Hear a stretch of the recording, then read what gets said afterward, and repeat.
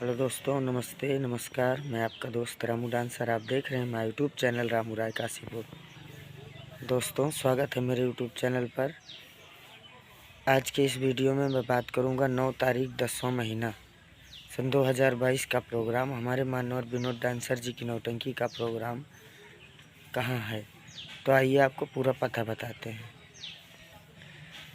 9 तारीख 10वां महीना सन 2022 का प्रोग्राम हमारे मानवर विनोद डांसर जी की नौटंकी का प्रोग्राम ग्राम सभा दुबेपुर में है। दुबेपुर है कहाँ पर, ये कहाँ पड़ता है, आइए आपको पूरा पता बताते हैं।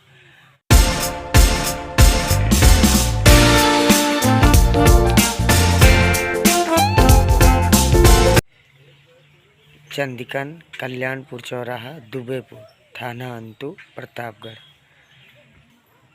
आपको आना है चंदिकन। चंदिकन से कल्याणपुर, चंदिकन से पूरब साइड कल्याणपुर चौराहा, कल्याणपुर चौराहे से दुबेपुर ग्राम सभा, जहां पर हमारे विनोद डांसर जी की नौटंकी का प्रोग्राम होना सुनिश्चित हुआ है।